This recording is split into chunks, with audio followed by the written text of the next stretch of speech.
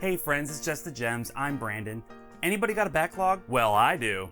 And man, it's pretty big. Like a redwood-sized backlog over here. And the goofy thing is, I could easily do something about it. The games are on the shelf. I could take one down, pop it in the console, and play it. But no, instead I'm replaying all the Trails games for the 15th time because I'm fundamentally broken inside. Oh, not because the Trails games aren't great, they're incredible. My fundamental brokenness has nothing to do with them. Anyway, what was I saying? Oh right, I buy games, I don't play them. I'm a fake gamer.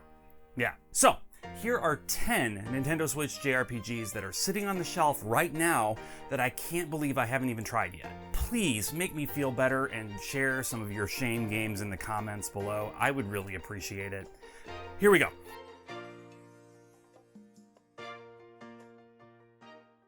I love Persona 5, and I love Persona 5 Strikers, but I haven't made the slightest move to even open the shrink wrap on Persona 5 Tactica. Why? It's got all the style of Persona 5 with an apparently entertaining take on tactical combat. It's another story in this awesome world with these characters I enjoy. I'm assuming this is canon too, though I guess I don't really know what canon means in the context of Persona. Even though I've never been a huge tactical JRPG person, I am trying to get more into them, and a Persona tactical game is probably the best tactical gateway drug you could ask for. Plus, I actually kinda love the fact that the party size is small compared to a lot of these sorts of games. I can't wrap my head around managing a party of like 12 people. The phrase "keep it simple, stupid" was invented for me. Anyway, I'm gonna make time for this one soon. Let me know if you've played it and if it's worth bumping up on my priority list.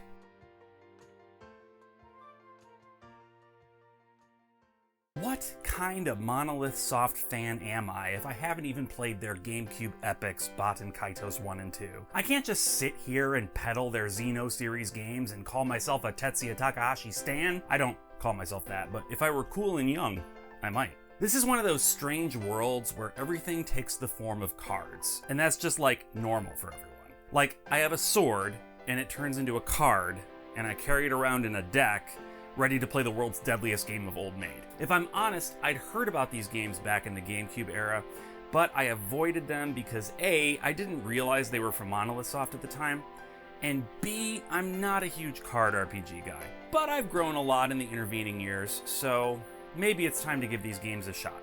What do you think?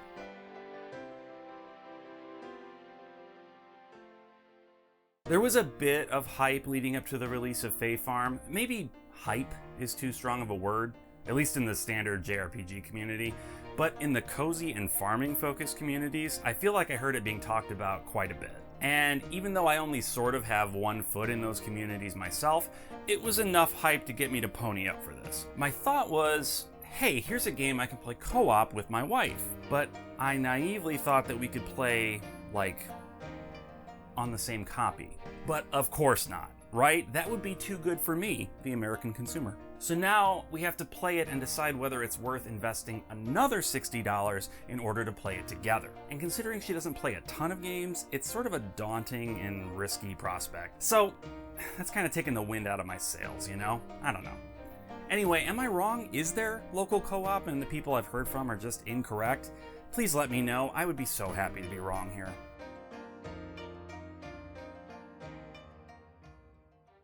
I talked about RFL in a video quite some time ago, and I really enjoyed it. It's such a cool throwback to 16-bit RPGs, but it's got the sort of visual and musical and gameplay fidelity that only modern games really have. Right after I did that video, a ton of you reached out to tell me that, in fact, the follow-up game from that studio, Rise of the Third Power, is even better, which was great to hear. After all, both games came on one cart from a limited run, so I already had it. And then I just didn't play it. It looks like it has even more variety in its combat, and the storyline seems a bit darker and heavier, which is very much my bag. I definitely think I need to get to this one soon, right?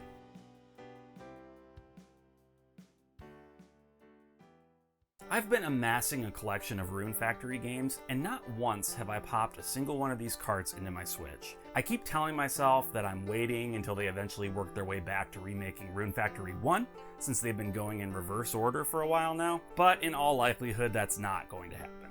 So I need to just pick one of these games and give it a shot. Before I fell in love with Harvestella, I wouldn't have thought I'd be into farming in a fantasy setting, but I've learned that that does work for me. Now, admittedly, I'm assuming the farming is much more of a thing in Rune Factory than it is in Harvestella. Is that the case? Let me know. I'd definitely be fine if it was farming light, but I'm not against a good full-on farming sim either.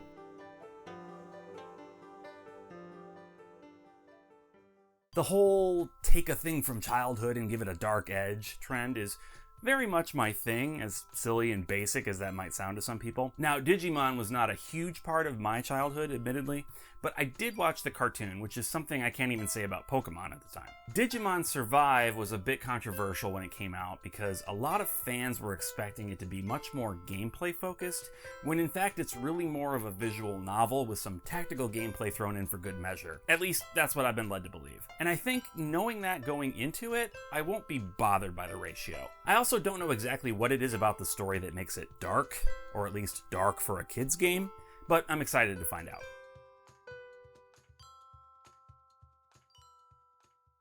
Okay, so this is an Idea Factory game, and if I've learned anything from being in JRPG circles on the internet, it's that Idea Factory games don't get a ton of respect. Having only really played one Idea Factory game myself, Mary Skelter Nightmares if you're curious, well, I can't say that I really agree with the notion that Idea Factory sucks, but again, my experience is very limited, so while I'm cautiously optimistic that I'll at least find something to enjoy in Death End Request, I know there's still a pretty good chance it won't be up my alley. But that's the thing, right? I buy these games so that I have a chance to play them, so I can decide whether or not they're worth keeping. Step one of that whole process is like playing the game. This one is apparently a sort of dual style approach similar to Digimon Survive, where half the game is visual novel and half is a more traditional JRPG. So in theory at least, it sounds like something I might be into. Is this one worth the effort it'll take to give it a shot? Let me know.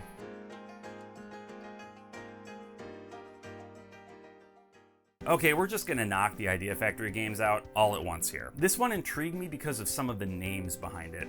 Yoshitaka Amano provided some art, as in Amano from Final Fantasy.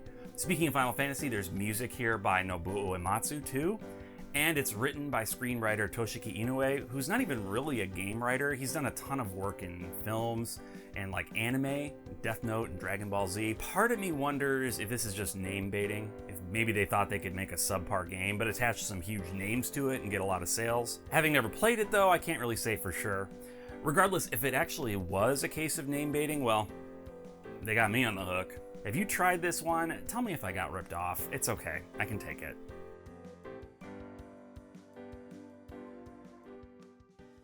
I'm a gamer of a certain age, which means I'm particularly vulnerable to nostalgia. And the Earthbound meets 16-bit Zelda vibes that Eastward gives off are pretty much irresistible to me. This is some seriously charming pixel art and animation, like seriously. I don't know much about the story, and I'd like to keep it that way, but from trailers, I've seen quirky characters and action RPG combat that looks like exactly the sort of thing I'm looking for. I don't know why I've been hesitating to start this one, to be honest. I can't imagine it's gonna be some epic 90-hour experience, so I should be able to fit it in nicely between some longer games. I guess I just need enough encouragement to get it started.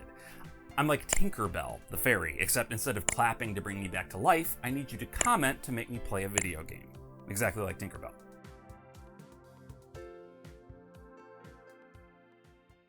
Okay, this is the big one, and I know.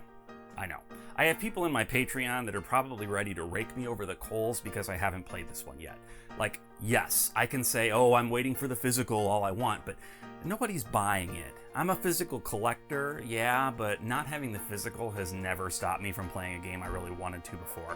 So, what is it that's keeping me from this one? This is a love letter to 16 and 32-bit JRPGs, an homage to Chrono Trigger, a game that looks like it would have been my everything if it came out when I was 16. It's beautiful, it has some music by my favorite composer Yasunori Mitsuda. I played the demo and it's also fun.